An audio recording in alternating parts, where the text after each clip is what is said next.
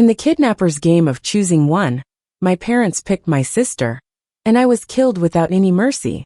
When I opened my eyes again, I was reborn into the body of a stranger. She had a paralyzed grandma and a disabled mom, lived a life full of hardships, but had warmth I had longed for. One day, I ran into a frantic woman who asked if I had seen her daughter.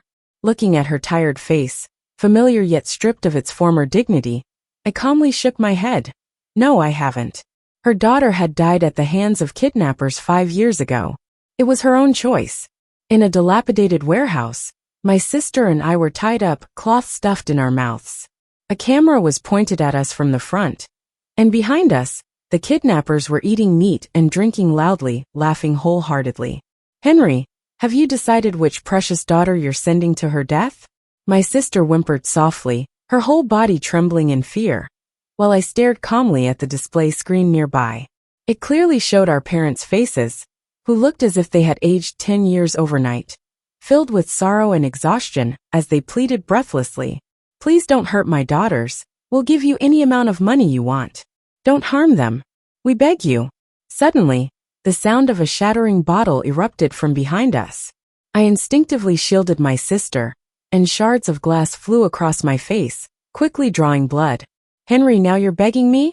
Remember when my company went bankrupt? I asked for your help, but did you care?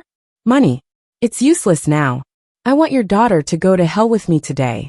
I'm giving you 3 minutes to decide. Save the elder or the younger, or else both die.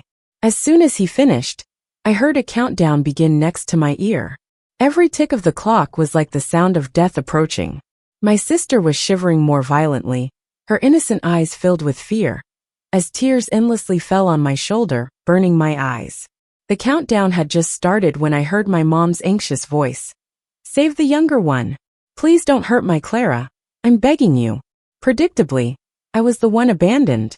Even though I knew it would come to this, hearing my parents' choice firsthand brought a wave of sorrow crashing over me. In that moment, I realized maybe my parents didn't really love me. It felt as if all my strength had left me, and I collapsed to the ground, unable to hear anything, my vision repeatedly going black. The kidnapper dragged my sister away, then came back to yank the cloth from my mouth. Kid, you got 1 minute to say your last words. Once again, the ticking countdown was all I heard. Only 1 minute of life left. My body started shaking uncontrollably, lips trembling with words I couldn't voice. The kidnapper urged from behind, his voice close yet distant. 20 seconds left. Hearing returned suddenly, and the chaotic sounds of crying surged to pierce my eardrums. I looked at the display, trying so hard to speak, but not a sound came out. Only silent tears flowed from my eyes. In the next second, a cold blade slashed my throat, and I watched as my blood sprayed out. Lying on the ground, I watched my life slip away, like a weak candle flickering before it finally extinguished. It felt like I had fallen into a long dream, past moments flashing by like a carousel. My name was Becky. Until I was 10, I always thought I had 2 moms. One in real life, one on the phone. Later, I learned the one in real life was my aunt, and the one on the phone was my actual mom. When I was 3, our family faced financial trouble, and my parents were burdened with huge debts. They rushed around trying to manage, leaving no time to care for a child. They sent me to live with my aunt, so I wouldn't follow them into hardship. My aunt was young. She wasn't married or had kids. Every day she made a pot of coffee and sat by the window painting for hours. I was a light sleeper and often woke up from bad dreams. My aunt would hold me, telling stories as she lulled me back to sleep. She always smelled nice, her voice comforting, and I slept soundly next to her. My aunt was different from my mom. She laughed a lot, wore makeup and dressed me well. She loved buying me pretty dresses and braiding my hair before taking me out for cake. She'd say, girls should always be beautiful from a young age. Once I got a high fever at night and hurt all over, crying out for my mom in a daze. I felt a soft, fragrant embrace as someone gently patted my back until I fell asleep. When I woke up, my aunt was beside me, her eyes heavy with dark circles. I called her mom, but she paused and reminded me that she's my aunt, that the woman who called every week was my real mom. I didn't understand, I'd seen other kids' moms. They were just like my aunt, putting kids to sleep, taking them out, dressing them up nice. But the mom who called each week never visited or played with me, and sometimes even forgot to call. I asked my aunt if she could be my mom instead, and make the lady who calls my aunt.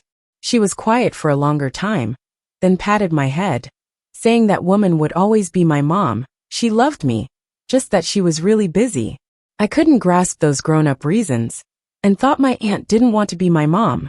I cried inconsolably until she relented, telling me when nobody was around it was okay to call her mom. I was thrilled. My aunt agreed to be my mom. She was just like other kids' moms at my preschool, always smiling and waiting for me regardless of the weather or how busy she was, then walking home with me. Other kids would say my mom was beautiful, and I'd feel proud. I lived with my aunt like that until I was 7. Then one day, she suddenly told me my mom had given birth to a sister for me, and soon she'd take me back. She was washing veggies with her back to me. Her tone was light and cheerful, like she was happy for me. She said that my parents' business was picking up, and things were better at home. They could give me a better living situation. It took me a bit to figure out who she meant by mom. It was because my mom hadn't called me for more than 6 months. That was the first time I realized I wouldn't always stay here. I was supposed to leave. That night, I barely ate and quietly asked her, "Can I eat less so you won't send me back?" I didn't need a better life. Being here with my aunt was just perfect. I wasn't greedy. My aunt was taken aback for a while. She didn't say a word, just hugged me with teary eyes. For those few days, I was constantly worried about being sent away. I couldn't eat or sleep well. Then one day, I overheard my aunt on the phone. Someone was saying my sister was too young and didn't have the energy to take care of me yet. They hoped my aunt could keep looking after me for a few more years. Knowing I wouldn't be sent away made me happy. My aunt didn't say it, but I could tell she was happy too. She even made 2 extra dishes for dinner. Still, I forgot that I wasn't my aunt's child. One day, I would have to go back to my parents. Life at my aunt's was peaceful and uneventful, like the water she washed veggies with every day. So the day to return came faster than I expected. When I was 10, I came home from school one day and shouted, "Mom, I'm back." 2 voices responded. That's when I realized my mom from the phone was here too. The air got awkward. Mom didn't look too pleased, and my aunt was the one to break the tension. "I thought she was calling me auntie," she said. After dinner, Mom was ready to take me away. I didn't want to go. I clung to my aunt and asked if she didn't want me anymore. Aunt looked at me with red eyes, her expression a mix of reluctance, sadness, and nerves. She forced a smile and gently pushed me toward my mom. "Don't take it to heart," she said to my mom. "Becky just needs to adjust. Spend more time with her, and she'll warm up. Becky really likes the gifts you send, and often dreams about you. It's getting late, you should head back early. Drive safely," she added, as if ignoring my pleading eyes while insisting on giving me to my mom. When we left, I didn't take anything with me. Mom said everything new was ready at home. My aunt stood by the door until I couldn't see her in the rearview mirror anymore. Even if they didn't say it, I knew it would be a long time before I saw my aunt again. I cried quietly. Mom held me close and tried to cheer me up by telling me all about my new room, the princess room, pretty dresses, and lots of yummy snacks. I just kept my head down in silence. She eventually stopped talking and just sighed. Honestly, I didn't hate her. I knew she was busy, but she still found time to call me and send gifts. Aunt reminded me many times that it wasn't because my parents didn't love me. They didn't want me to suffer with them. Now that things were better, they wanted me back. I remember all of this, but I still wish my aunt could be my mom. She was the one who raised me. We got by just fine like that for so long. Why did everything have to change suddenly? I couldn't find an answer. After a long car ride, Mom showed me a beautiful house. It had a garden, a swing set, and lights everywhere. It was way bigger and brighter than my aunt's place. She said this was going to be my new home. Everything felt strange and awkward. I followed her quietly inside. Then a little girl came running out, jumping into her arms, calling her mom in a sweet voice. I watched as my mom's sharp features softened. She knelt down, asking about what the girl had eaten that day, listening to her ramble on. I remembered how my aunt used to hold my hand when I was in preschool, listening to my endless chatter with a smile. Watching Mom and my sister together, I didn't feel jealous or envious, but it still ached inside. Maybe it was because they looked like a real mother and daughter, and I felt like an outsider. And now, this outsider had to join them, share the same mom. My nose stung with tears I couldn't let fall. I just clenched my clothes tightly. I stood there for what felt like ages, until my sister pointed at me, asking who's she. Mom realized I was still there. She pulled my sister over to me. Clara, say hi to your sister. Sister's name was Clara. She was chubby and cute, super friendly. She studied me briefly before grabbing my hand. Sister, I'll show you where the yummy stuff is. Her steps were a little wobbly. Mom protected her every move, her eyes full of love. I suddenly wondered if she ever looked at me that way before. I couldn't find the answer. All I remembered was my aunt's eyes looking at me like that. That first night in my new home, I went to bed early. Wrapped in the soft covers, I finally felt a bit at ease. Later, Mom came in and said she was worried I couldn't sleep in a new bed. She offered to stay with me. But as soon as she sat down, my sister knocked on the door crying for a bedtime story. Mom looked torn, eyes full of guilt and conflict. I told her to go to my sister. She visibly relaxed and praised me for being so mature. I watched her smile and lowered my eyes silently. Mom, I wasn't being mature. I just don't need anyone to stay with me anymore. I used to cry for bedtime stories too, but you weren't there then. Now I don't need them anymore. After Mom left, I picked up my phone to call my aunt. It just kept ringing busy. I guess she was busy. I could call her later. As I waited, I listened to the playful sounds of Mom and sister next door and drifted off.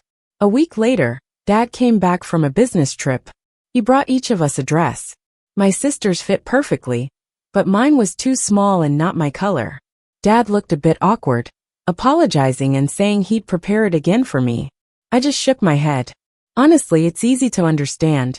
My little sister has been growing up under his watchful eyes since she was born. He knows every stage of her development and what she likes.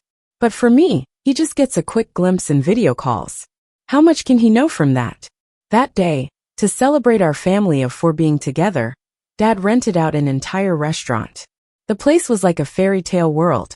It was my first time seeing it like that. My sister, though, was used to it. Before the meal, Mom carefully reminded my sister about her dietary restrictions.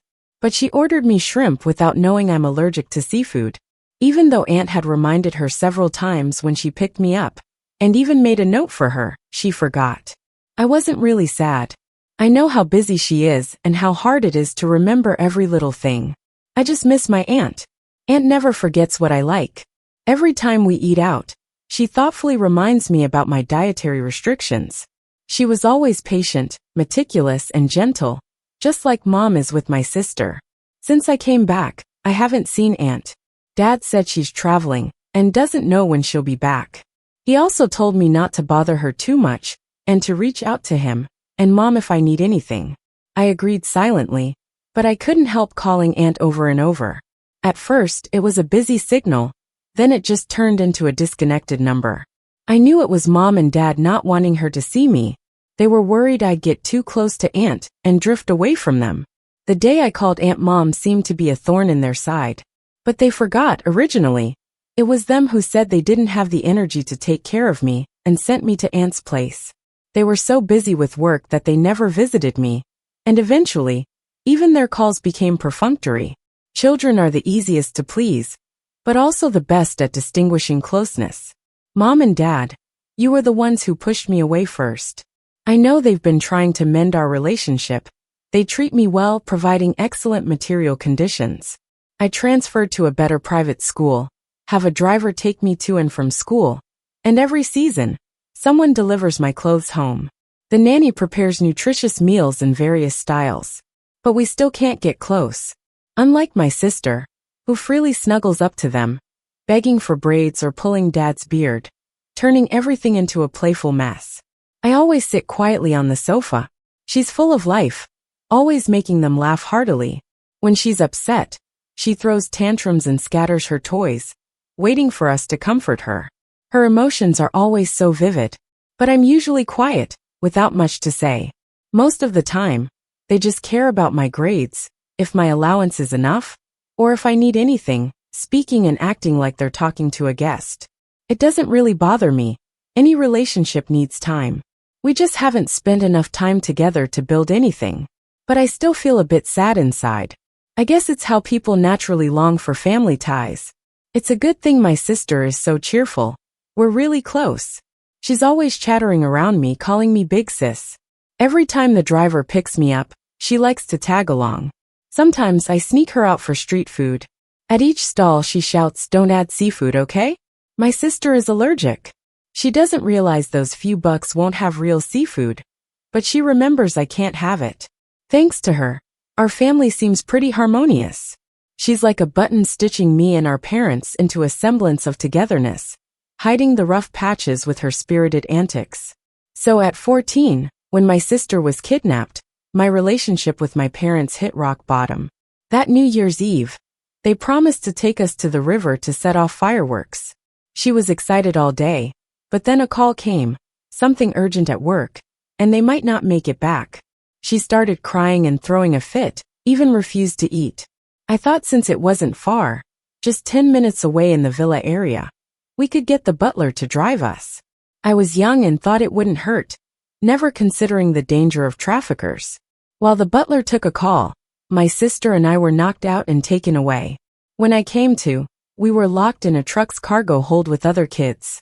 My little sister was terrified, clinging to me in fear. I was scared too, but I couldn't show it. I checked my pockets. Phones and valuables were gone. I comforted her while planning our escape. The truck was parked in a secluded underpass, still within city limits. It was now or never before they drove off. We couldn't escape together, too risky with her so small and vulnerable. I couldn't leave her behind though. The best plan was to get someone who could escape and call the police. I spotted a boy about my age among the kids. He looked smart even with a bruised face. I slid over, asking if he was brave enough to try escaping. I told him my plan. Removing my jacket, I banged on the door, claiming I had a stomachache. When the guard opened it, I threw my jacket over his head and caused a commotion. Kids jumped out, running in all directions, but it didn't last long. They got me down quickly, and more of the gang showed up. The kids were caught and brought back. They did a head count and realized someone was missing. Unsurprisingly, they beat me up. My sister tried to protect me, but I held on to her. I didn't want her to get hurt. Not sure how long it went on, but my whole body was in pain. She stayed in my arms sobbing, and I croaked reassurances of safety. I knew I'd alerted someone, help would come soon. But truthfully, I'd seen the boy hadn't made it far in the dark. The area was too open. Getting caught was inevitable. So I just caused some chaos, hoping all the traffickers would chase after people. This way, he could steal a phone and call for help. That little boy is hiding under a car now. The traffickers searched everywhere and couldn't find him. They thought he really ran off. Then they beat me up again and decided to leave without waiting for their accomplices. I listened with all my might, but gradually lost consciousness. When I woke up, I was in the hospital with tubes all over me. I couldn't speak, but I heard my mom crying her heart out. Later, I learned that I had been beaten unconscious. The traffickers thought I was dead and dumped me from the car, but my sister was still with them. After they drove off, the little boy carried me out and ran into the police. We got rushed to the hospital. I was in intensive care for a long time, and then I moved to a regular room. My parents only came twice. They were visibly thinner, desperate to find my sister. Yet by the time I healed, she hadn't been found. Even though the report included the license plate, those traffickers were sneaky. They switched cars a few times, making it hard to track them. No one knew where my sister ended up. After she was kidnapped, my parents seemed to lose their spirit. They looked defeated. Even their hair at the temples had turned gray. Dad buried himself in work, often on business trips for months. Mom started drinking a lot. I knew that under the calm surface were turbulent emotions. One day, Mom got drunk. The alcohol numbed her briefly, but it also tore her open, revealing sharp and ugly truths. That night, she smashed a lot of things and cried, blaming it all on me. She said if it weren't for me insisting on taking my sister to watch fireworks, she wouldn't have been kidnapped. She screamed, asking why it wasn't me who got taken. She accused me of being jealous of my sister, suggesting I let it happen on purpose. Otherwise, why was I the one who escaped? I didn't know how to answer, so I just endured it silently. The next day, Mom sobbed an apology, saying it was just drunken nonsense, and not to take it to heart. But how could I forget? When you interrogated me, the resentment and hatred in your eyes were so real. Mom, how do I tell you I'd rather it was me who got taken? In this family, there's always been an invisible barrier between us, except with my sister. She would always save a good share of food and fun for me. She never forgot my seafood allergy, whereas you too often did. You were always busy. On nights when she had nightmares or couldn't sleep, she'd crawl into my bed. She loved hugging me, saying I was the best sister in the world. Yet I couldn't protect her. Wouldn't it have been better if it was me who got kidnapped? Then maybe you wouldn't be in so much pain. The search never stopped, but there's no news. Occasionally, a lead would pop up, and my parents would rush over, only to come back empty-handed. I'd often find them crying in her room, gently caressing her picture. I didn't know how to comfort them. I didn't have her liveliness, her quirky spirit. I couldn't make anyone happy, not even myself. I just kept studying hard, staying at the top of my class. I entered a lot of competitions, and won many certificates and awards, even though my parents didn't care. I didn't know why I did it, but sparing them from any worry or disappointment seemed like the only thing I could do. I knew I couldn't take my sister's place in their hearts, but I hoped they'd be happy for even a moment because of me. In high school, a boy transferred into my class. I recognized him as the kid who escaped that night. He said his name was Mike. Without the bruises, Mike had a really handsome face, making him popular at school. But he kept to himself, always following me around. I knew he recognized me too. Before long, he moved into the villa area where I lived and became my neighbor. We became friends. On New Year's Eve at 15, my parents got a new lead and flew to a city. I was left home alone. Coincidentally, Mike was alone too. He invited me over to his place for the night. He made a whole table of dishes, and even opened a bottle of wine. That evening was the first time Mike talked about his family. His dad had an affair, his mom passed away, and the other woman not only entered his home, but also plotted for him to be kidnapped. He said if I hadn't helped him escape that night, his family wouldn't have been searching for him like mine was for my sister. That's when I realized life hands out different struggles to everyone. Mike was composed when he spoke, his brow didn't even twitch. I wondered how many turbulent nights he'd weathered to be this calm. If my sister were here, she'd find ways to lighten the mood. But I was always bad with words, so I simply clinked glasses with him. That New Year's Eve, Mike and I sat side by side on the couch, watching a dull New Year's gala on TV. As the clock struck midnight, Mike asked if I had any New Year wishes. I quietly said, I hope my sister is found soon. He didn't say anything at first, but sighed softly after a long pause. She will be, he said. Becky, your sister's situation isn't your fault. You've done your best. I didn't respond. My eyes just welled up with tears. That was the first time someone told me I did my best. At 3, my parents sent me to live with my aunt. I held back from asking for mom except in dreams, or when I was sick. Even then I did my best. At 10, they brought me back and forbade me from seeing my aunt. I tried to adapt to a new home and family, attempting to avoid being a burden. I did my best then too. At 14, I didn't want to let my sister down, and took her to watch fireworks. We got kidnapped, and I did everything I could to escape and protect her whenever they hit me. Once again I did my best. After my sister disappeared, I bore the silent resentment and disappointment of my parents, while studying hard to spare everyone more worry. I gave it my all. With every moment, I gave my best, yet it felt like there was never a happy ending. After 3 years of searching, the trafficking ring was dismantled, and my sister was finally found. She had gone through something, but I didn't know what. She got so thin that she was just skin and bones. She forgot everything from before, didn't remember us, and became a bit out of it, with one ear that couldn't hear. Mom and Dad took her for a full checkup. The doctor said her condition was caused by some kind of shock, but with good care, she could recover. Her ear couldn't be fixed though. She'd need a hearing aid for life. But at least she came back alive. Mom and Dad's worries eased up a bit, and they got busy helping her get better.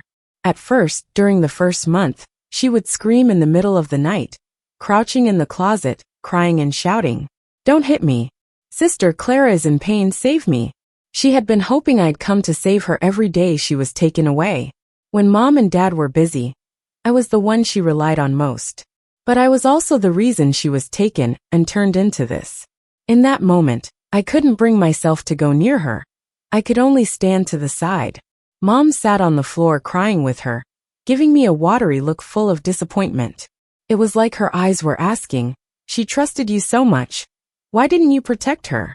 I fled back to my room, sitting there, hating my own helplessness for letting my sister become like this. I didn't know how long I sat there, until a beam from the window caught my eye. It was Mike, using a flashlight to get my attention to check my phone. It was our special way to say hi.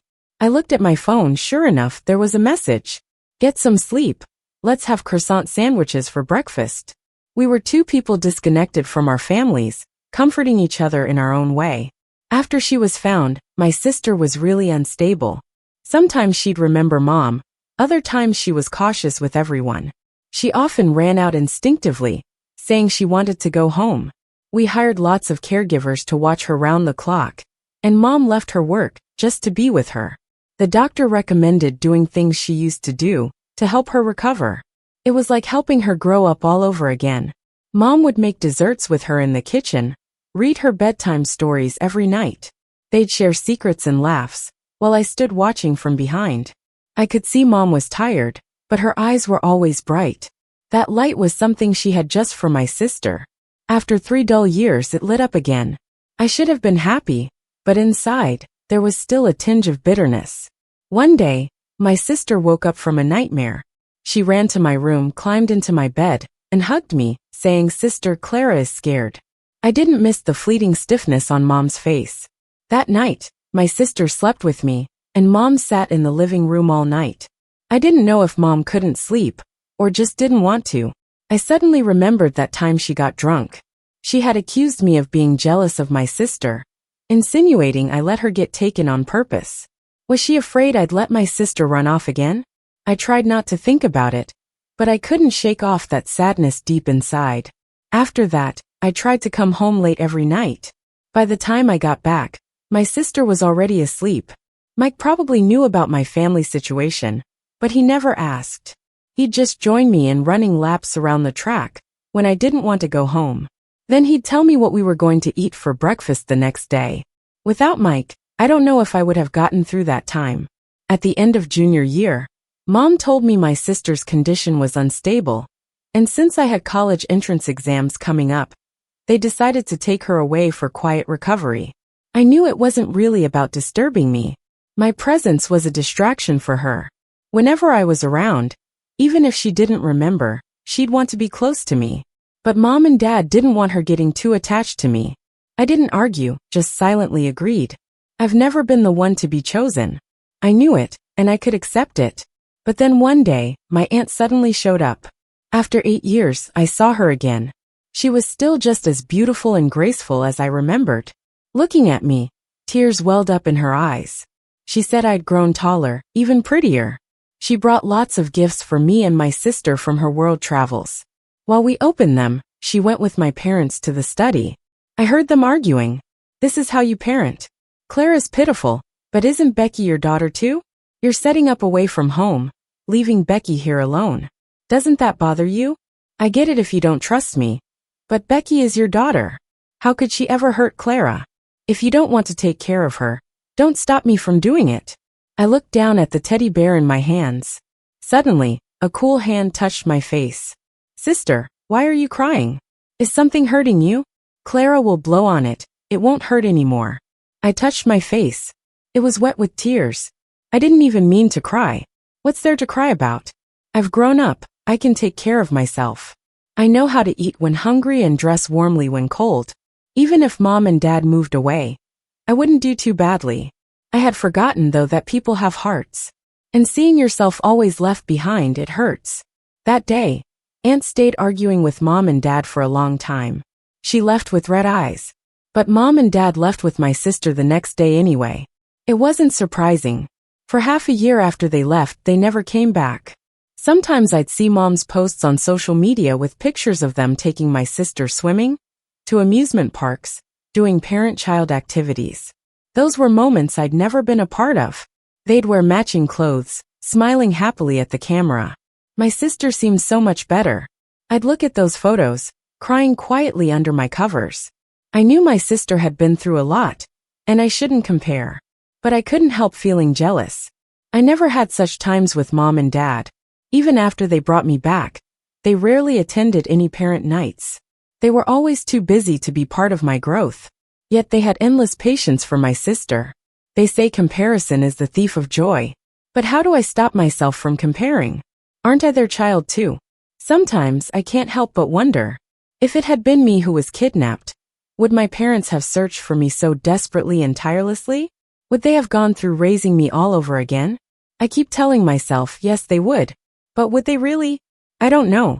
In my senior year of high school, I studied like crazy and got the high grades I wanted. When it came time to choose a college, I deliberately picked one far away. I almost never went home during holidays or weekends. I'd say the trip was too long and exhausting, and my parents wouldn't say much about it. But Mike would always stay with me. To my parents, whether I was home or not didn't matter much. I had come to terms with it. You can't force relationships. I was born into their family, but we never felt that close. So we'd each go our way and wish each other well from afar. I calmly accepted it and calmly distanced myself. But fate loves to toy with people. During my winter break in my freshman year of college, my sister and I were kidnapped. The kidnapper was a business rival of my parents. He didn't want money or anything, but forced my parents to choose between my sister and me. My sister was terrified and cried a lot, but I was calm. The moment the kidnapper laid out his demands, I knew I'd be the one they'd choose to leave. There was no need for them to make a choice. I'd protect my sister at all costs. I had sworn that she'd never get hurt again. As I watched my parents pleading desperately on the screen, somewhere deep inside, I felt a hint of happiness. Because at least for a moment, I could pretend their grief was partly for me. The kidnapper gave them 3 minutes to decide. But before time was even up, Mom chose my sister. She was too scared my sister would get hurt again. I thought I could remain calm until the end. But when the choice came out of my parents' mouths, I couldn't help feeling devastated. It was a sadness that ran deep to my core. So it really is this hard to accept being insignificant. To my parents, I could be discarded without much thought. So why did you decide to have me in the first place? Why bother taking me from my aunt back then? Mom, am I not your child? Even if you can't love me as much as my sister, could you not choose me just for 1 second? I never got the chance to ask these questions, because my life came to an end. The moment my throat was slit, I heard my mom's heart-wrenching scream. My eyes were brimming with tears, filled with despair yet strangely calm. Mom, don't be sad. I protected my sister. Would that make you happy for just a moment? Would you grieve for me? I don't blame you. But being your daughter is just too exhausting. You brought me into this world, and now you've let go of my life. I guess it's full circle. Let's not meet again in the next life. Lying there on the ground, warm blood spreading across my face, I felt so tired, so exhausted. Let's sleep. Once I'm asleep, it won't hurt anymore. There'll be no more sadness. Just before my eyes closed, I saw my sister struggling desperately, even though she was tied up. She was still trying to crawl towards me. I wanted to speak, but only blood flowed from my mouth. I couldn't make a sound, just open and close my lips. Clara, grow up well. Your sister can't be there for you anymore, so you must grow up well. Then darkness covered my eyes, and I finally fell asleep. Where do you go when you die? Heaven or hell? Maybe neither. I wandered aimlessly through the void, surrounded by darkness, with only a faint light in the distance. I moved towards it instinctively, trying to grasp it, but I could never reach. I kept running and fell into a big pit. I jolted awake, but my vision was blurry. In my haze, I saw a figure sitting by my bed. She wiped my sweat and gave me medicine. I tried to speak, but my voice was hoarse. Mom, do you really not want me? This kid's really feverish, talking nonsense. The figure scolded gently, ready to leave. I instinctively grabbed her, wanting to say something, but I couldn't make a sound. Tears just wouldn't stop. She sat next to me again, gently wiping my tears away. Why the tears? Come on, take your medicine, and you'll feel better.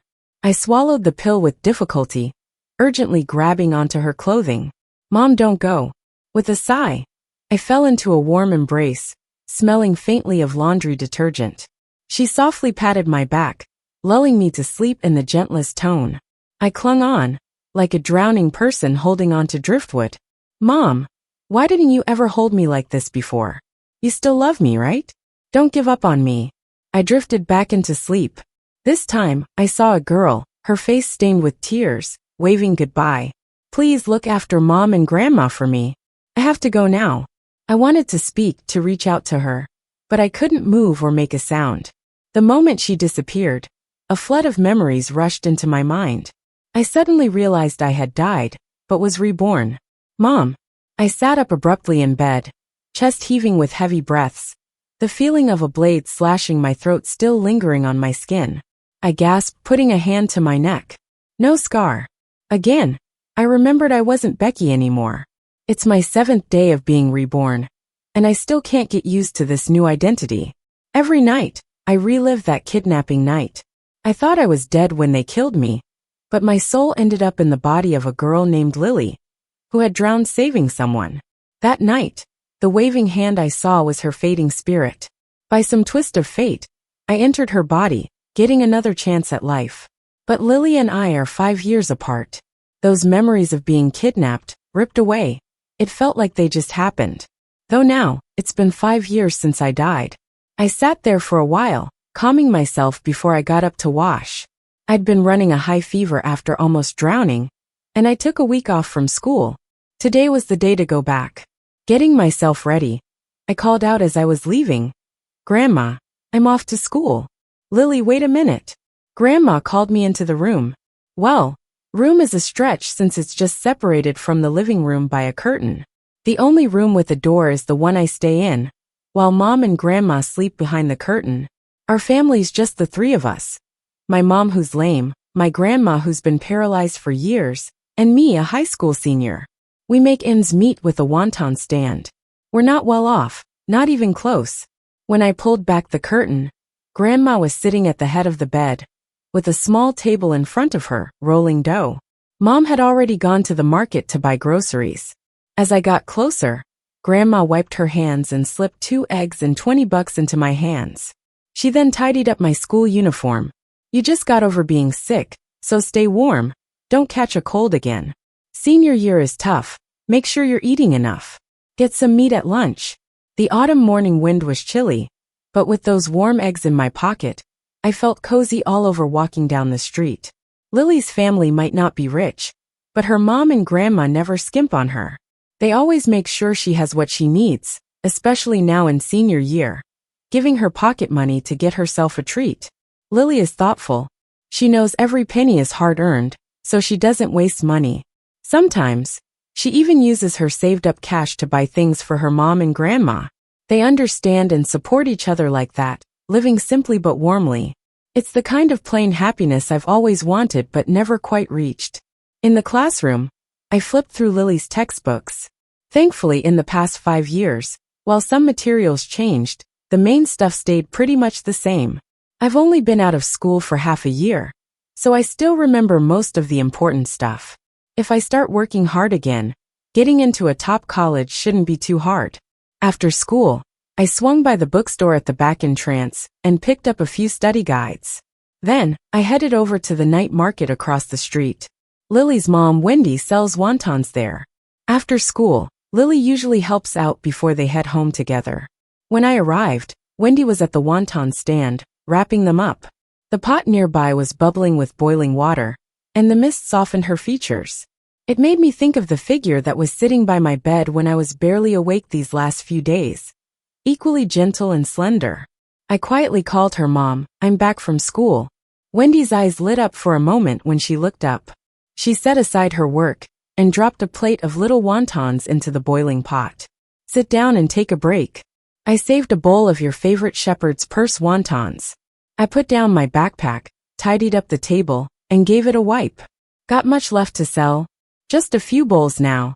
Once they're gone, we'll head home, Wendy said, placing a steaming bowl in front of me before getting back to wrapping wontons under the glow of the stand's light that cast a thin shadow of her silhouette on the ground. The steam from the bowl made my eyes feel a bit misty. Wendy smiled at me, her soft gaze hidden behind the steam. Eat up before it gets cold. As I dove my face into the bowl, I scooped up a wonton with my spoon and put it in my mouth. The warmth, mixed with the fresh taste of shepherd's purse and a hint of white pepper's mild sting, spread from my belly to my heart. I took another, savoring this flavor of being treasured. I finished it all right down to the soup. Wendy smiled, cleared my bowl, and said, "Your appetite picking up is a good sign for recovery." Once home, Grandma was already asleep. I went to my room to get started on practice problems. Even though I'm repeating senior year, I can't get complacent if I want to score high in the end. Not long after, there was a knock at the door, and Wendy came in with a basin of water, floating a few leaves of mugwort on the surface. Her face carried a hint of worry. "Grandma said you had another nightmare last night. It's been days of poor sleep. That's no good." As she spoke, she scattered mugwort water around my bed, and then touched my forehead with her damp fingers. "Maybe you got spooked that day you fell into the water. We'll go to the temple this weekend." I nodded obediently. Okay. On Saturday, Wendy woke up early, and we took a bus to the base of the mountain. The temple's halfway up the hill, with no roads or easy paths leading up, only by stairs. Even so, there was a steady stream of pilgrims because the temple's known for being quite miraculous. Wendy struggled with her legs, taking slow steps.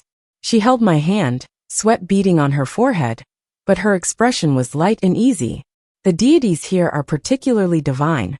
Make sure to pray sincerely later. It'll help with your nightmares and your upcoming college entrance exams." I murmured agreement, carefully supporting her as we made our way up. Before reaching the temple, we could already hear chants echoing. Near the temple entrance, a young monk waited. He explained that there was a ritual in the main hall, and led us to the side chapel instead. After praying and offering some incense money, just as we were about to leave, the abbot called Wendy over, saying today was auspicious, and offered her a divination stick. I waited outside. There was a large sycamore tree in the courtyard, full of leaves and sturdy limbs, clearly quite old. Some branches had red strings tied to them. I moved in for a closer look.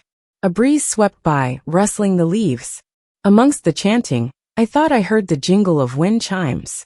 I leaned closer to listen, only to be suddenly pulled back.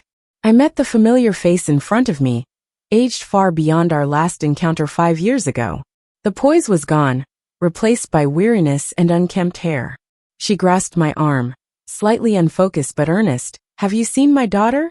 Time and thoughts drifted far back at that moment. Memories from 19 years flashed like fleeting clouds. I looked at her, and the soft sound of wind chimes seemed to wash over my thoughts again.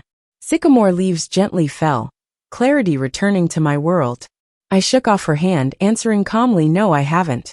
With that, she crumbled to the ground as if all strength left her, wailing, hiding her face in her hands. I stood in place, quietly watching the red strings dance among the golden sycamore leaves. Inside, I felt calm and untroubled.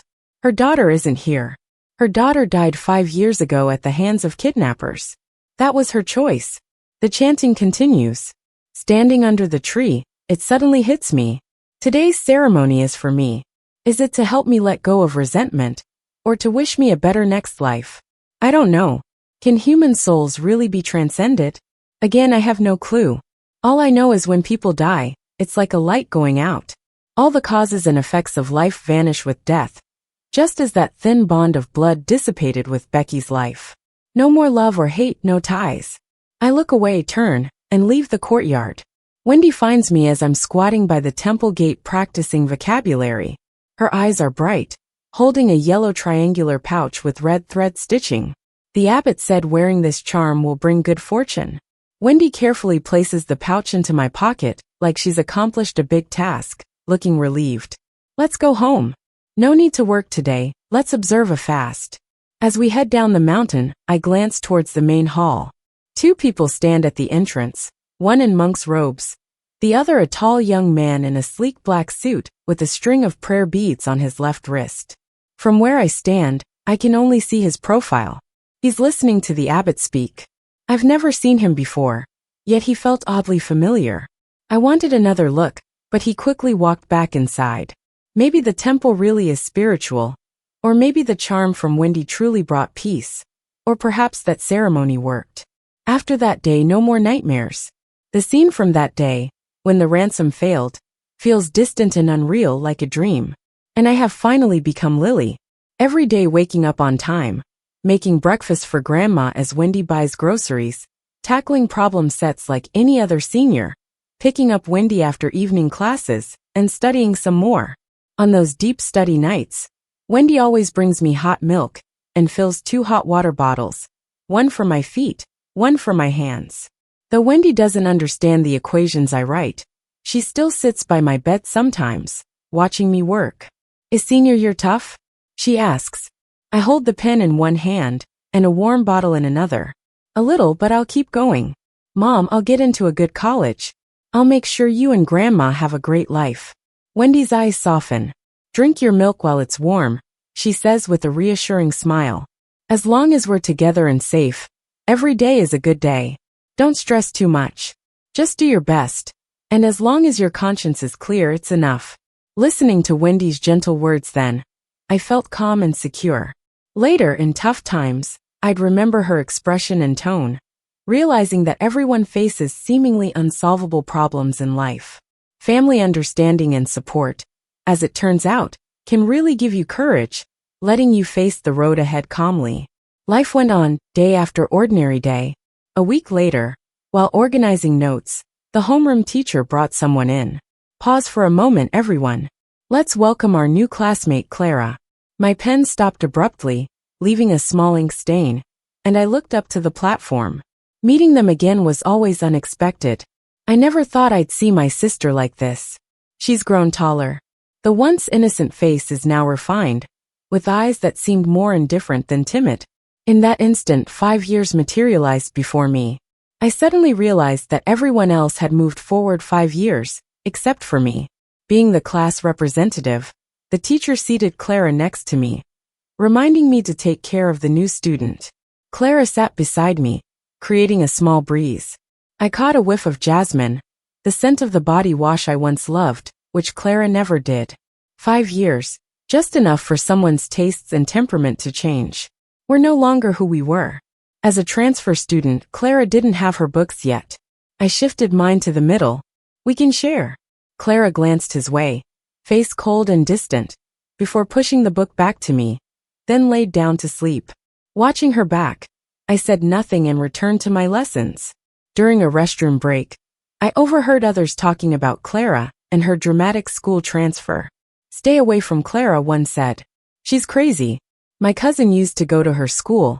Said she got into fights and cracked someone's head open, another added. Her family paid it off, so now she's here. Can't be, she looks so fragile. I noticed she even has hearing aids. I felt sorry for her. Who knows, rich folks and their drama, kidnapping and all. Didn't she witness her sister getting killed by kidnappers? Maybe she's not right in the head. Didn't you hear? People talk. I deliberately pushed the stall door open hard, silencing the voices briefly. Whoa, didn't know someone was there. Let's go find another spot. After everyone left, the place was quiet again. I moved to the sink, looking into the mirror, seeing Lily's bright face reflected, eyes clear without a trace of Becky. Back in the classroom, Clara was awake, staring out the window. All day long she sat like that. After evening class ended and everyone left, she still lingered there. I finished my last problem, packed up, and couldn't help but ask, "You're not going home?" She still didn't budge or speak. I didn't want to meddle with her business, so I grabbed my backpack and left. The school was quiet. Moonlight shone through the trees, casting a bright glow. I always knew that the kidnapping was an accident. I didn't hold any grudge against Clara. In fact, seeing her now, all grown up made me happy. So many things must have happened in the past 5 years. She's changed a lot, but I wasn't interested in finding out.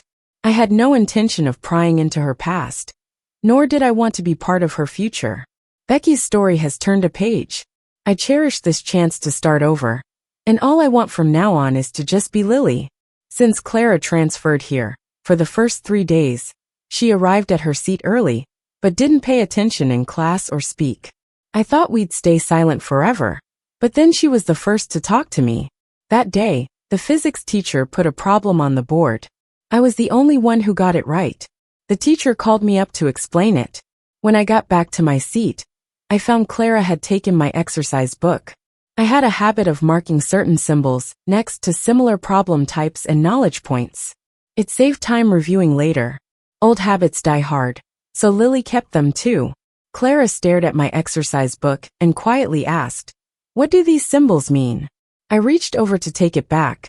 Speaking naturally, learned this method for organizing problems online.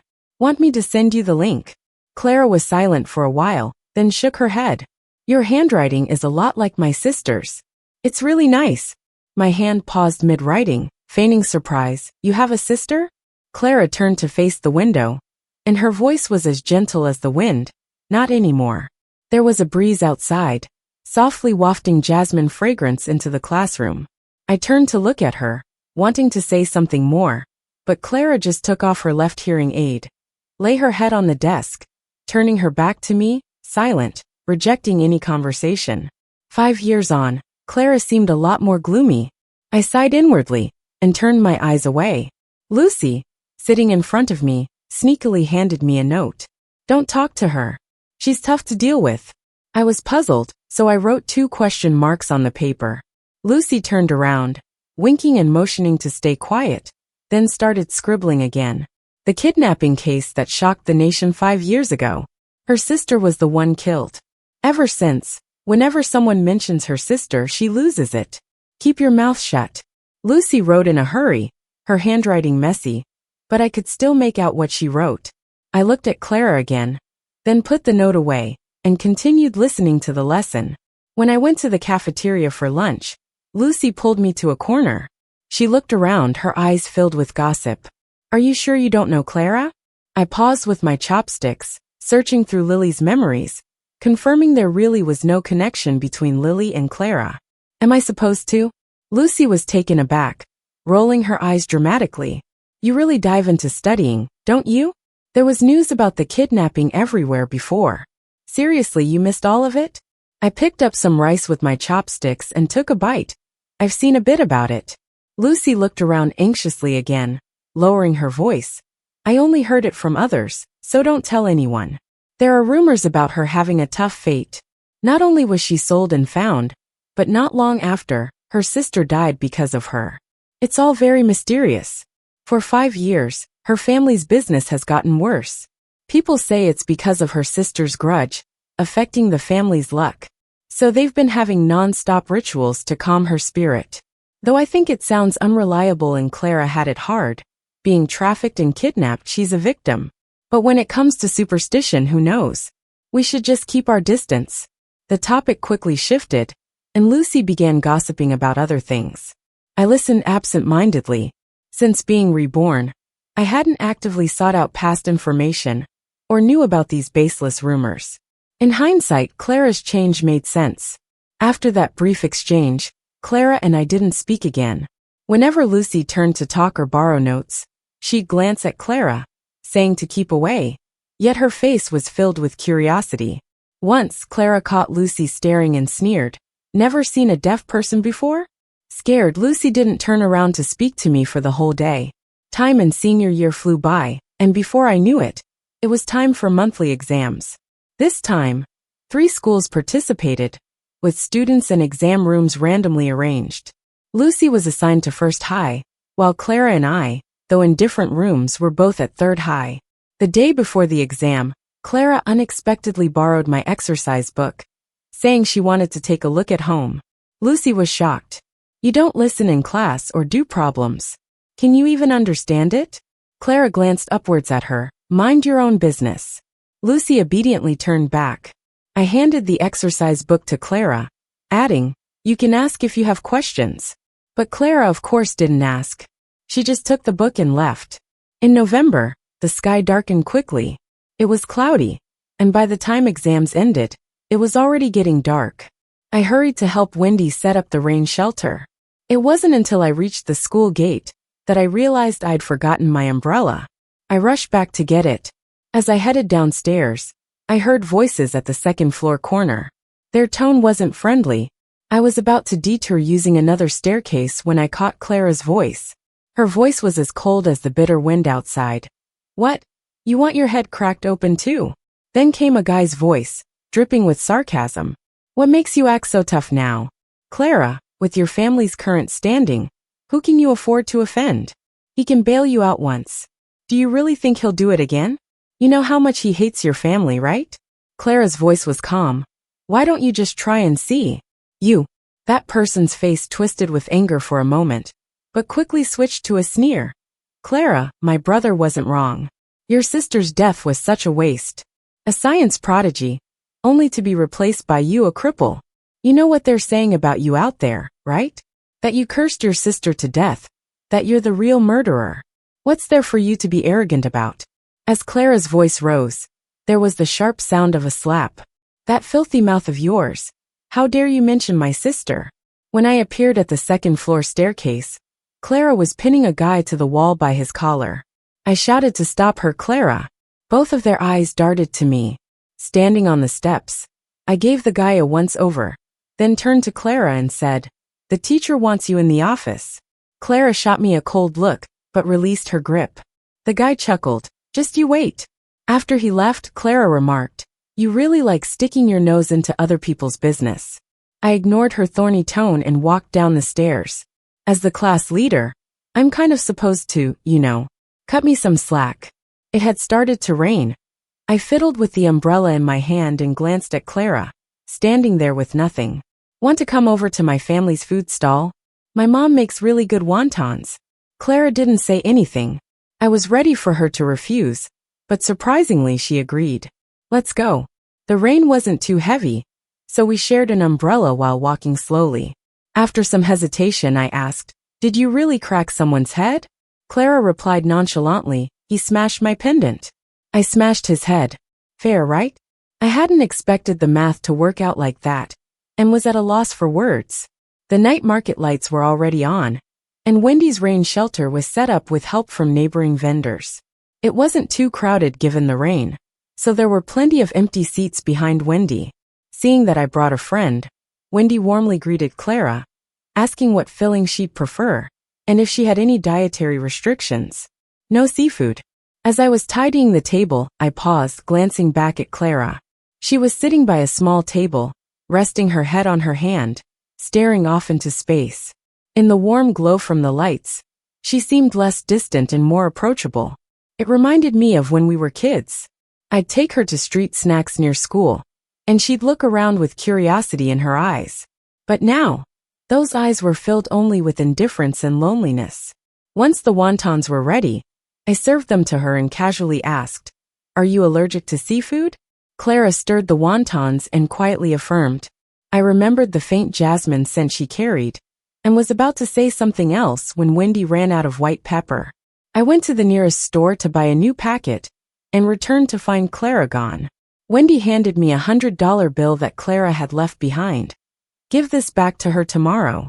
It's just a bowl of wontons. Tell her she can come whenever she wants. I won't charge her." I knew Clara wouldn't take the money back. Money seemed to be the least of her worries.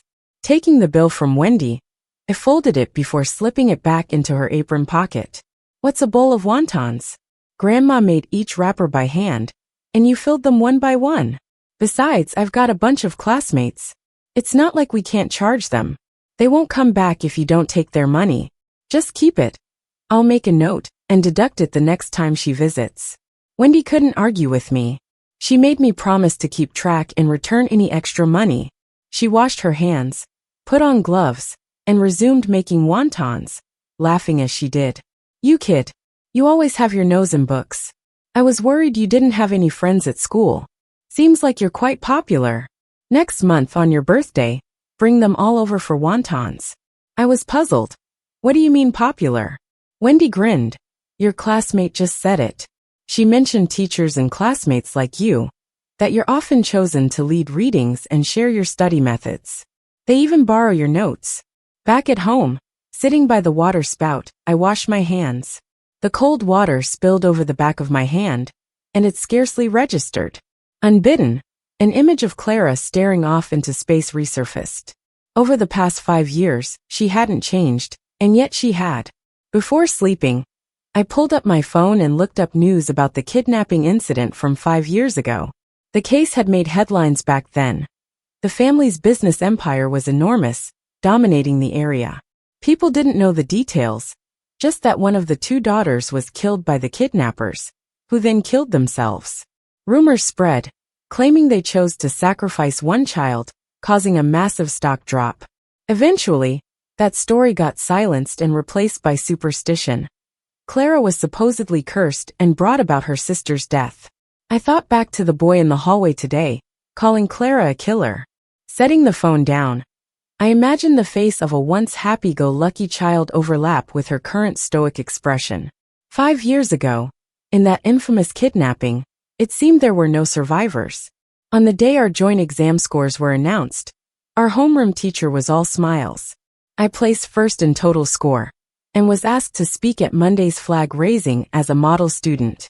Before this, Lily's grades were quite good, consistently in the top 50. But she struggled with math and physics.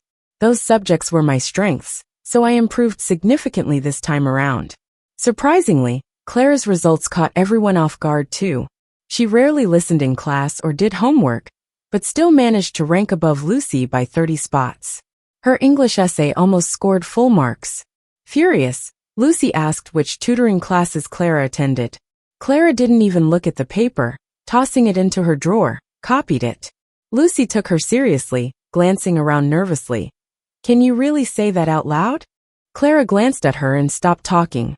Lucy turned to me and asked, Did you go to tutoring classes too? You've improved so much. I remember we couldn't solve that last big question in math before. When did you secretly get so good?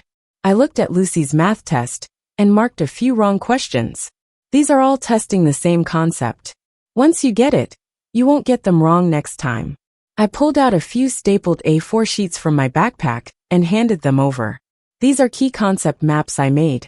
You can use them as a reference. It's not that you don't get it. The concepts just aren't connected yet. Once you sort them out, everything becomes clear. Clara looked over at some point, her expression softened a bit. Did you learn this online? Mapping out these diagrams has always been my habit. I've done them for every subject and kept them in my books. If Clara had ever looked through my textbooks, this wouldn't be new to her. Yeah, I heard it's some top student's study secret. Have you checked it out too? Clara looked down and sort of mumbled top student's secret. I have one too. I followed up. Your sister was the top science student, right? Clara gave me a proud look, a hint of a smile playing on her lips. Yeah, my sister is amazing. I chuckled. Well, you'll be amazing too. Clara froze for a second, then went back to her usual indifferent look. I won't, she said and turned away. Since my classmates found out about my concept maps, everyone wanted to borrow them. Eventually, our teacher even printed copies for the whole class. Lucy asked if she could share them outside. Her cousin saw them and was interested, but she wasn't sure if I'd mind. I was a bit amused but got an idea. That night, I created an account and listed my notes and the exams I did well on for sale online. I was surprised when someone actually bought them. Sold 3 in one day, making a clean $200. I used the money to buy Wendy 2 new pairs of sleeves and got Grandma a comfy new pillow. Wendy was thrilled with the sleeves, telling me not to worry about the family's finances.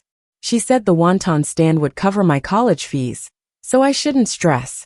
I smiled and massaged her shoulders, telling her the notes didn't take much effort since they were already organized. She felt relieved. The next morning, Grandma called me over, worried I was earning money because I was short on cash. She handed me some money and told me to focus on studying. I explained over and over till she finally believed I wasn't skimping on myself. As I left the house that day, even the cold breeze felt warm. Life just went on like that, with something to look forward to every day.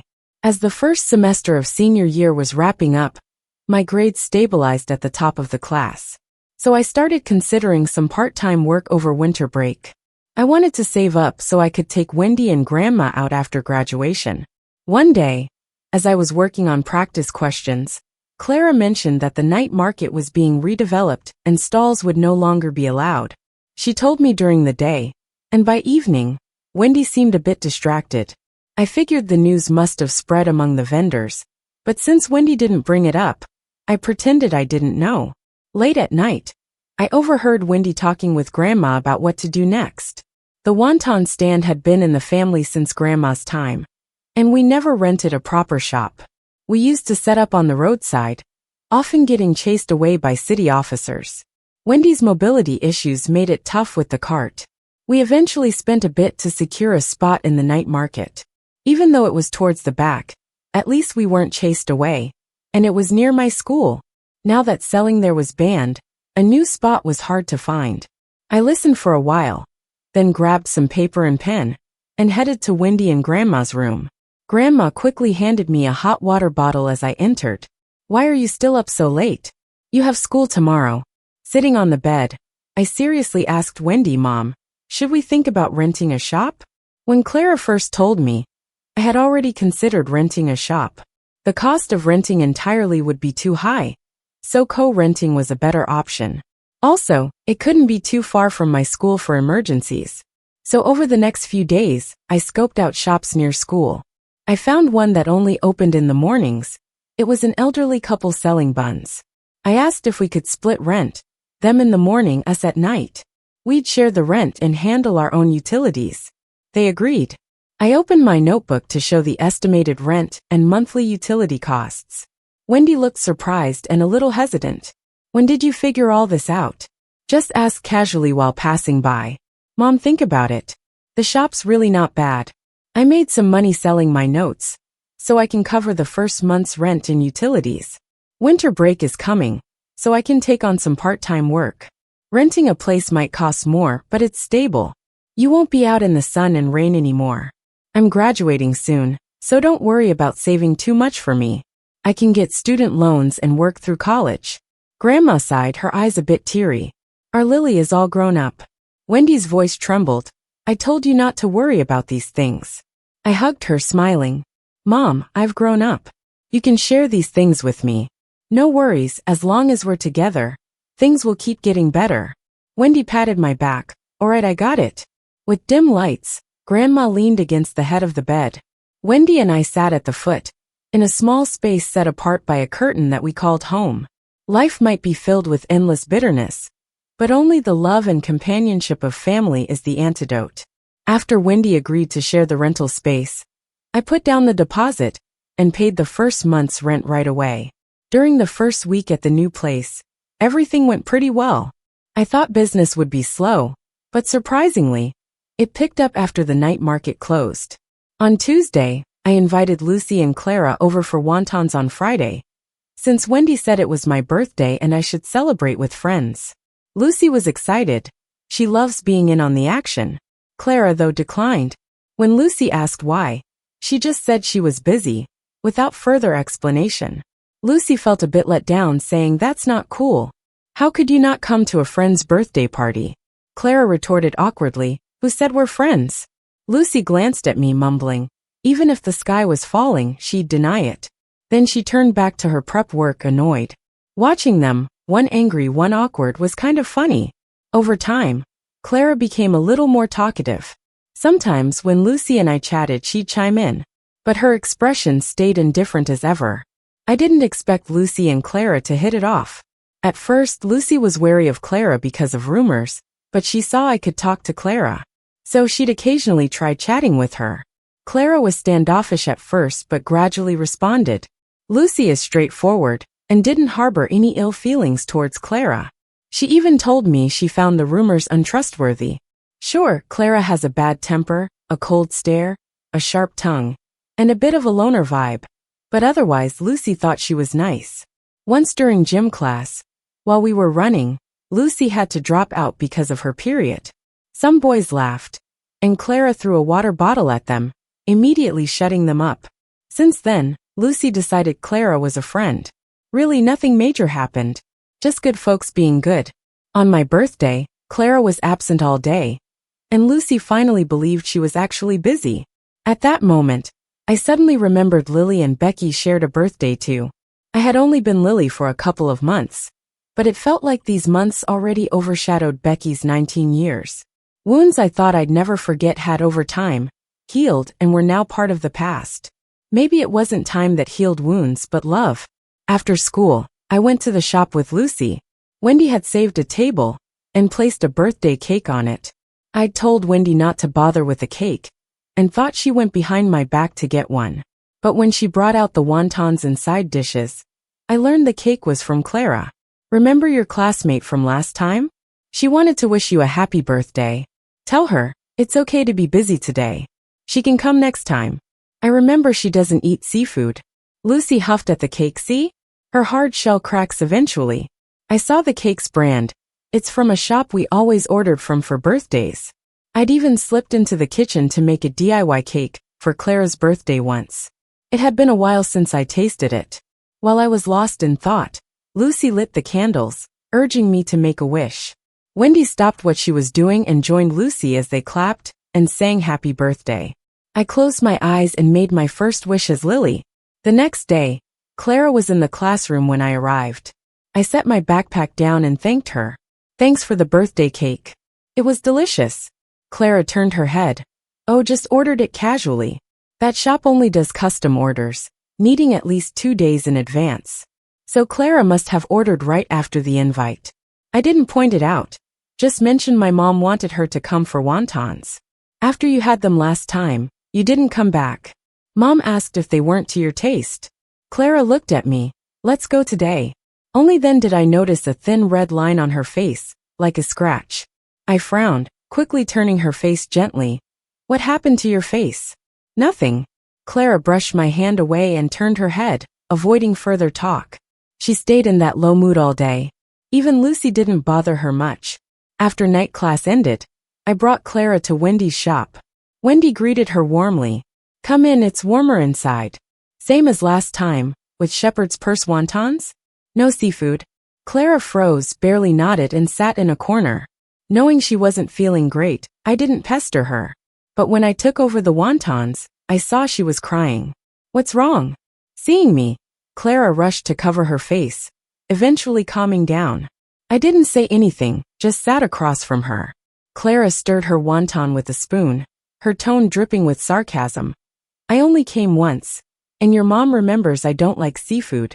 It's really not that hard to remember. I didn't really get what she was trying to say, so I just listened in silence. Yesterday was also my sister's birthday, but since she passed away, my parents usually avoid mentioning it. For some reason, my mom remembered yesterday and wanted to celebrate. She cooked up a feast, and the main dish was seafood. Clara let out a bitter smile.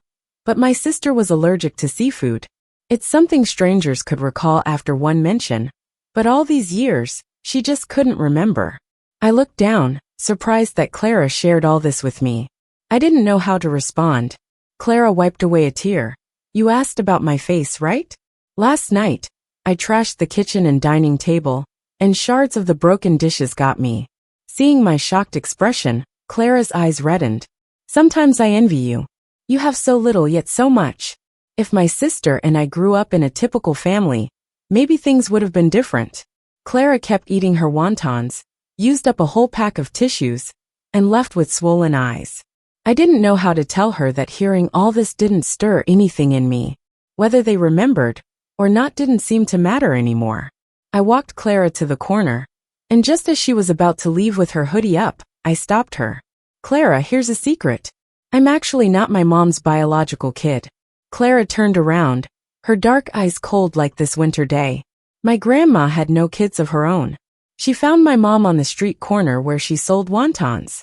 Mom was a ragged, confused woman who couldn't recall her family or where she came from. Grandma felt sorry for her, gave her clean clothes and free wontons. In return, my mom helped out at the stand, tidying tables and washing dishes. Eventually, Grandma took her in, and they lived together. One day, after closing up, they found me next to a dumpster. I had a note tucked into my thin blanket saying, "Can't afford to raise. Please adopt." Worried I'd freeze, they brought me home. Seeing Clara's surprised look, I kept my tone steady. Grandma didn't start out paralyzed. It was a brain tumor pressing on nerves that left her that way. Mom wasn't initially disabled either. She got into an accident after scrambling around for Grandma's medical bills. The insurance payout went to Grandma's surgery, but Mom's leg didn't get timely treatment, leaving her permanently disabled. So you see, our lives aren't as smooth or ordinary as they might seem. We've faced our fair share of hidden struggles. Maybe chaos is life's common thread, and everyone has their own burdens to carry. No need to envy. The night was deep, the moon shining bright. Clara and I stood at the corner, casting intersecting shadows on the ground. I've learned a bit about your sister's situation, and it's truly unfortunate. But I've never been one to believe in fate. It was an accident, not your fault. You shouldn't bear all the blame and pain. Maybe I'm overstepping here, but knowing you've kept her likes and dislikes in mind all these years, I bet she'd be happy. As long as you remember her, she's here. Clara looked at me with red eyes for a moment, silently swiped her face, and then walked into the night. I looked up at the crescent moon, feeling a pang in my chest.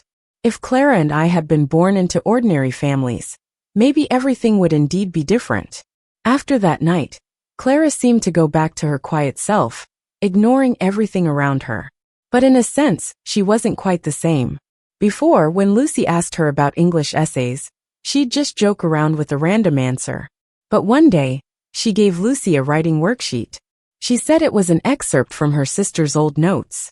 Once when I was home sick with a cold, Clara made sure Wendy got me the day's notes and assignments. Lucy soon declared Clara a friend again, and Clara didn't argue. Clara seemed to be slowly looking forward. At our school, the winter break didn't start until a week before the new year, so I was too late to find a steady job. I had to pick up odd gigs instead. Lucy had an uncle with a fireworks business, so I got in touch with him and got some sparklers and Roman candles.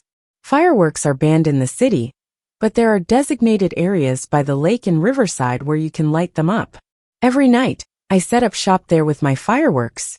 I didn't have a lot, and they were all sold out in 2 days. With one more day till New Year's Eve, crowds gathered by the river each night, so I thought about restocking. That day, just after getting off the bus, I ran into Clara outside a flower shop. She was picking out flowers. We were far from the city, so I was surprised and greeted her. She looked startled for a second when she saw me. "What are you doing here?" "I'm here for more fireworks." "I'm visiting my aunt." Clara's calm tone hit me like a thunderclap. I froze. Her aunt didn't live around here. She always hated the suburbs. I had a bad feeling about this. Clara didn't notice my reaction, asking the shopkeeper to wrap up a bunch of scented lilies, her aunt's favorite. After taking the flowers, she noticed I was still kind of out of it and asked, "Do you need a ride?" I snapped back, gripping my palm. "Your aunt lives here?" Clara nodded, looking down at the flowers in the coastal cemetery. I felt my face fall but didn't care. I grabbed her sleeve. "Can you take me there?" Clara didn't ask why, just looked at me for a moment. Sure. The cemetery was huge. I followed Clara for what seemed like forever, until we found her aunt's grave. There was already someone there. The man wore a black suit, tall and lean, with Buddhist beads on his left wrist. Clara lowered her head, her voice respectful. "Sir." The man turned to us, his gaze cool and indifferent, lingering just for a moment before looking away. He gave a soft nod, bowed to the tombstone and left. As we passed each other, I caught a light whiff of sandalwood on him. I remembered glimpsing his figure at the temple that day. Turns out, it was him. Mike, 24 years old. It's been ages. I stood there dazed, until Clara handed me a tissue. "What's up?" I touched my face, feeling it wet. When I looked back, he was already gone. I took the tissue and wiped my eyes. "It's just the wind." Clara knelt down and gently wiped the tombstone with a cloth. I stood behind her, lowering my gaze to the photo on the stone. The person looked young, with slightly curly hair and eyes that sparkled like stars. I tried to keep my voice steady. "Your aunt was so young. Was she sick?" Clara kept her back to me. tenderly wiping the photo with the cloth. Her voice was low. Car accident. The same year my sister passed away. She was studying abroad. After hearing about my sister, she rushed back, but got caught in a chain reaction crash during a rainstorm and died on the spot. She raised my sister. They should have been like mother and daughter. Clara's words were like invisible pinpricks, piercing my heart and bones. I clenched the edge of my coat, feeling the pain with every breath. Through my blurred vision, my aunt still smiled down at me, her gaze calm and peaceful just like always. It was as if she'd speak the next second. I stood there, silent and speechless. Auntie, Mom. On the way back, I kept quiet. Clara led me out of the cemetery, and after a while she asked, "Why were you crying? Did you know my aunt?" I shook my head, my voice now steady. "I don't know. Just standing there, I felt this overwhelming sadness. I couldn't tell Clara that I was Becky, nor did I want to lie to her. I had to stick to what was true." Clara was silent for a moment, then sighed deeply. "Maybe it's fate. Sometimes you remind me so much of my sister, though I can't pinpoint how. It's like she came back to see the world through your eyes." My aunt never saw my sister one last time. You visiting her today must have made her happy. The new year flew by, and we were soon in the second semester of senior year. Our study schedule became more intense. Wendy told me to head straight home after evening classes, and not to help at the store anymore. I didn't feel at ease leaving her to close up alone, so we agreed I'd study in the classroom for an extra hour, before picking her up to go home together. Lucy's house was close, just across the street from school. She volunteered to stay with me to tackle some problems. Since the start of the semester, Clara kept taking days off. She rarely came to school over the past week. The homeroom teacher knew Clara and I got along, so he asked me to take her test papers and notes when I got the chance. I thought long and hard, finally deciding to visit Clara's place with Lucy, but on the weekend, Lucy twisted her ankle, so I had to go alone. Standing outside the Villa district, I was mulling over how to face her family when suddenly, a car drove out. I stepped aside, only for the car to stop in front of me. The window rolled down, revealing Mike's composed face. He looked at me calmly, saying nothing, but I knew what he wanted to ask. Lowering my eyes, I suddenly felt a bit nervous for no reason. "Hello, Clara hasn't been to school in a while. Do you know where she is? Get in." Inside the car, there was a faint sandalwood aroma, calm and simple, bringing a sense of peace. Mike leaned back in the seat, resting his eyes, while I sat quietly on the other side. As we passed through the tunnel, I glanced at the car window's reflection, capturing Mike's handsome and refined features. 5 years had gone by. Mike's brows had become even more profound, exuding a dignified aura of someone in power. Yet, the Buddhist beads on his left wrist added a touch of aloofness and grace. Mike, at 24. Lily at 18. We were from different worlds now. After Mike dropped me off at the mountain foot, I looked up to see the temple Wendy had taken me to before. This time, unlike before, the temple had many pilgrims. People came and went in the main hall. Following a young monk's guidance, I found Clara in a room at the back hill, sitting on a mat and copying scriptures. "What brings you here?" Clara put down her pen and got up from the mat. I took out the notes and test papers from my backpack. "The teacher asked me to bring these to your house. I met Mike, and he brought me here." Clara nodded and sat back down to continue copying scriptures. "Why aren't you going to school?" With her head lowered, Clara finished the last line, set aside the pen, and put the paper aside to dry. "My parents want to immigrate. I don't want them to find me, so I came here." I was silent for a moment. "You're not going with them?" The window was open, and the spring air flowed in, rustling the papers. Clara shook her head. "My sister is here. I'm not going anywhere." Clara skipped school for a month straight. Every Saturday, I'd take the bus to bring her notes and test papers. Lucy went with me once, but she wasn't up for hiking, so I went alone afterward. One rainy day, the temple was quieter than usual. Passing by a side courtyard, I saw Mike there. This time, he wasn't in a suit, but wearing a dark gray casual outfit. He stood under a plane tree with an umbrella, and from my angle, he seemed like he blended into the mountainside. There was a kind of unspeakable loneliness. I glanced around, then turned towards the back hill. Clara handed me a dry towel to wipe off my wet clothes. Don't come when it's raining next time. The mountain paths are pretty tough to walk. It's fine. I'm usually just sitting and writing all day, so this is good exercise for me. Clara was leaning on the couch, flipping through a book. I was aimlessly patting my clothes dry when I asked, almost casually, I saw Mike earlier. Why's he here? He comes by every month, stays a few days, copies scriptures, and keeps my sister company. I paused for a moment with the towel in hand. Clara sighed deeply, her gaze lingering. My sister's ashes are buried under that sycamore tree. Clara didn't know much about Mike, but from her few words, I learned that even after 5 years, Mike still hasn't moved on from Becky's death. He's made himself a prisoner in his own way. On the way back, I passed the little courtyard again. Mike was gone, leaving the sycamore tree to stand quietly. Just like last time, there were red strings tied to the branches, fluttering in the rain. It was like the person standing under the tree. No matter rain or shine, the longing never stops. On the way back, I dreamt about the day I was kidnapped. It was the day after winter break started from school. Mike was making hot pot at home, and gave me the house keys through the steam.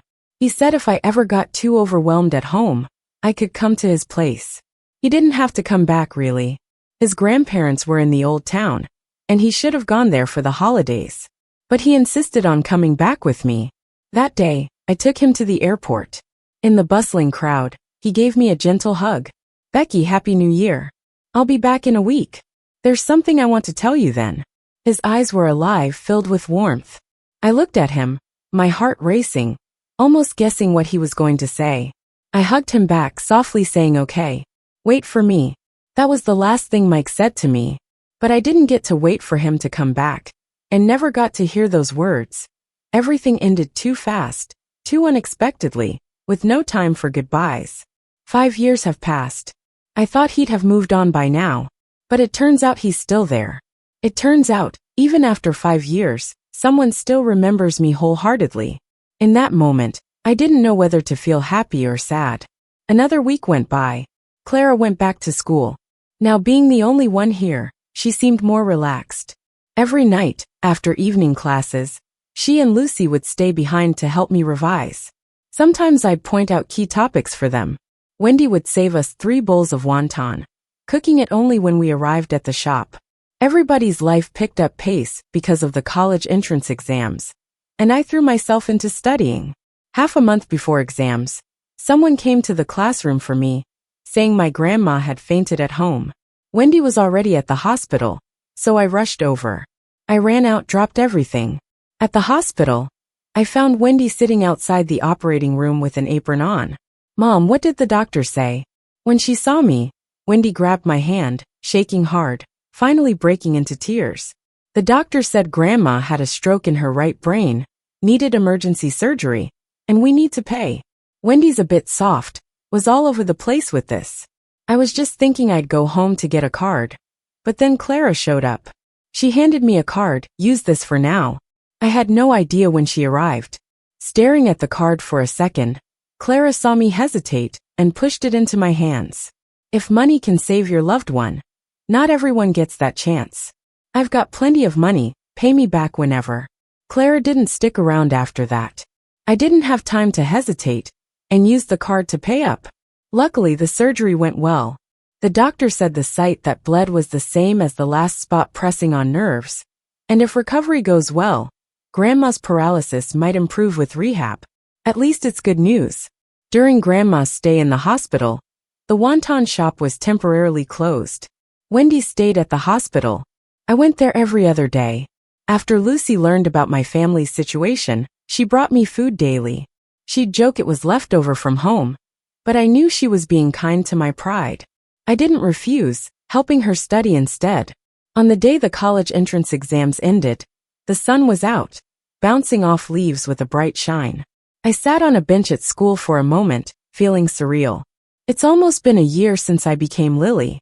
In this year, I returned to senior year classes, time flying with every pen stroke. In this year, I found new family, made new friends, starting a different life. I used to think blood ties were above all else, But I learned that true connection is simply heart meeting heart. After the exams, I bought a bunch of lilies and went to the seashore cemetery alone. It was a bright and breezy day, my aunt still smiling at me from the picture. I crouched, telling her I was doing well, and that I'd make the most of my new life. Clara left for her graduation trip. Occasionally Lucy and I received postcards from different places, each time signed with 2 names. Now she carries 2 lives forward. Lucy was tutoring her brother in English to earn extra cash. She had plenty to rant about each time we met. I laughed every time. When results came out, I was once again the top science student. Wendy, smiling with tears, wanted to take me to the temple to give thanks. But under the sycamore tree, there was no one there. Grandma recovered well post-surgery. She was in rehab, still struggling, but managing to stand briefly.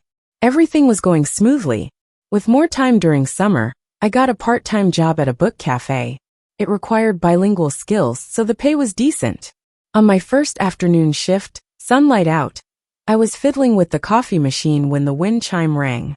In walked my first customer, tall with long legs, wearing a crisp white shirt tucked into slacks, sleeves rolled up, revealing a beaded bracelet on his left wrist. I put down what was in my hands and smiled. Welcome. The end. Clara's epilogue. When I was 12, my sister and I were kidnapped. The kidnappers made my parents choose. Only one of us could survive. I was the lucky one who got picked to live.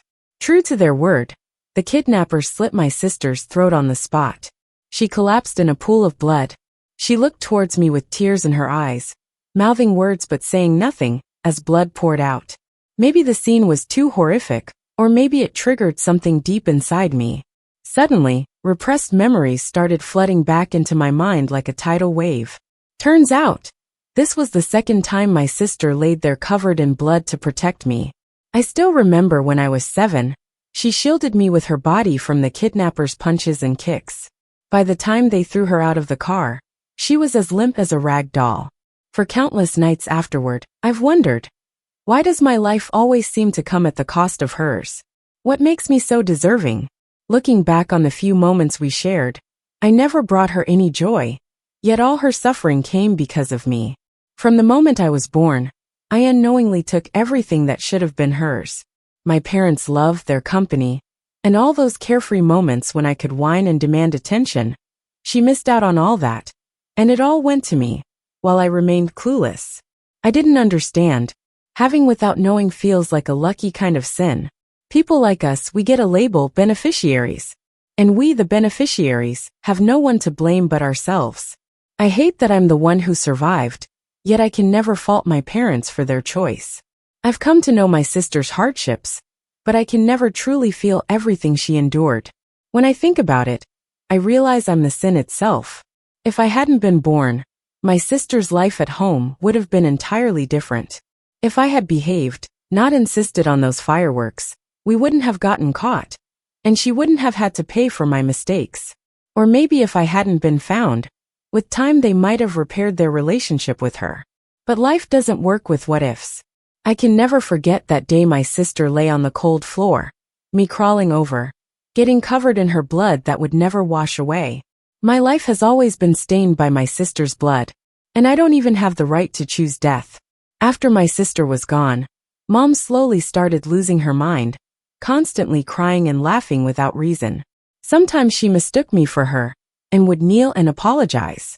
Dad's hair turned gray overnight, yet he had to keep the company going. Those once bright eyes became dull and tired. The family still existed, but it was shattered. The weight of my sister's life was too heavy for us. Sometimes I find the adult world absurd. What's the point of regret after such a loss? I don't get it. I watch them suffer from a distance, like a detached observer. I can't ever get close to my parents again, or find peace with myself. All I can do is make myself remember everything about my sister. She loved jasmine-scented bath gel, light green clothes, comedy movies, street food.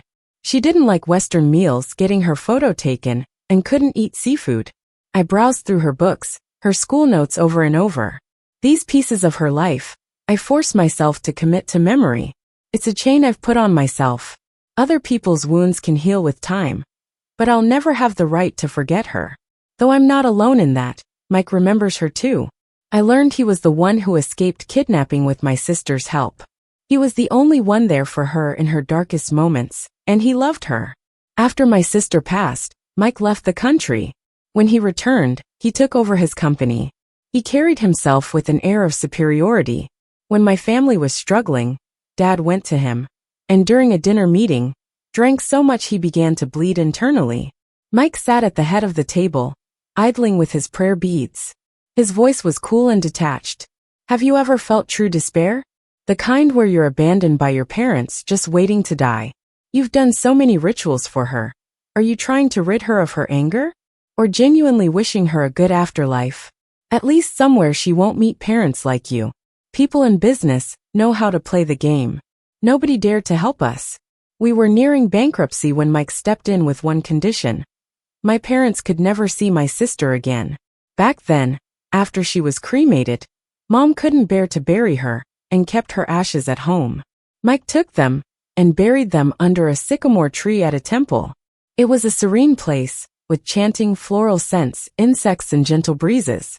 Every month, Mike stayed at the temple for a week, practicing vegetarianism and copying scriptures, wishing my sister a peaceful future.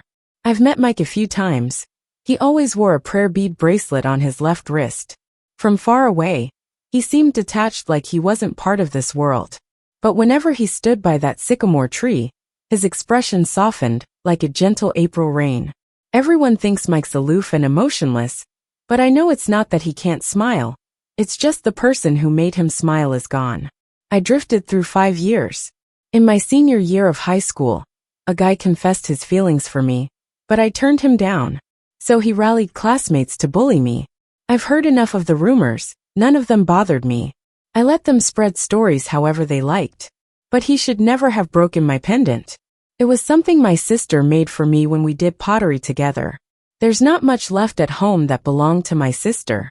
After Mike took her ashes, Dad had the housekeeper clear out her room. Everything was packed up and burned. He sat in his chair, his back no longer tall and straight, and just said solemnly that those who are alive have to look forward. He sorted everything while I wasn't home, and planned to emigrate. My sister's things were so few. When I came back, all that was left was a handful of ashes. Except for the books I'd already taken to my room. The pendant was my last memory. It got smashed by him. What could possibly replace it? I thought long and hard, deciding to repay it with his life. I went berserk and fought him. He ended up in the hospital bloodied, while I got taken to the police station. Our family's status couldn't save me, but I wasn't worried at all. To me, life and death were just the difference between closing and opening your eyes. I didn't expect Mike to come for me. He stood in the rain with an umbrella, darkness stretching behind him. His voice was gentle, dampened by the rain. Let's go home. With Mike involved, the situation smoothed out quickly, and I was home resting for a week. Soon after, Mike told us we'd be having one last memorial ceremony for my sister. The monk said we needed family to hold the red cloth, so my parents and I could attend. That day in the mountains, Mike told me he had arranged for me to transfer schools. I asked why he was doing all this for me. He didn't look at me, his gaze lingering on a sycamore tree, thoughtful and long. You're Becky's only family. At that moment, I felt suddenly exhausted. Why, in the 5th year after my sister's death, was I still enjoying privileges connected to her? What kind of worthless person was I? No answers. People say the dead visit in dreams, but my sister never came into mine. I had no one to ask. After transferring, I expected my life to go on just as stagnant as before. But I met someone who reminded me so much of my sister. The way they spoke, their habits, their gaze, even their aura, it was all so similar. Sometimes I'd find myself dazed, thinking she was my sister, or that my sister's spirit lived within her. But I knew that was foolish. How could the dead come back to life? Yet I couldn't help but get close to her. Whenever I was with her, I'd subconsciously think of my sister, confiding in her with words buried deep within me that no one else could hear. I was certain she would listen, understand, and respond. Once I asked her, "Do you think those who've passed can come back?" She kept writing equations on her paper, muttering, I believe it's more about the living carrying on with two lives. A gentle breeze stirred her hair, which she tucked behind her ear, releasing a faint scent of jasmine. She looked at me. A small dimple graced her smile, and her eyes were warm as a gentle breeze. In that moment, I was so stunned I forgot to breathe. I never imagined I'd grow back my emotional limbs looking into a stranger's eyes, someone like my sister, yet not her. I realized, maybe my sister's spirit rescued me once more. As long as I'm alive, I can always feel her aura. That star-named sister will never fall. This time, I genuinely want to live well. One day much later, I dreamt of that night she was kidnapped. I saw her lying in a pool of blood, tears in her eyes, her lips moving without sound. Sister, in your life's last moments, what did you want to tell me? I guess it wasn't hate or blame. The end.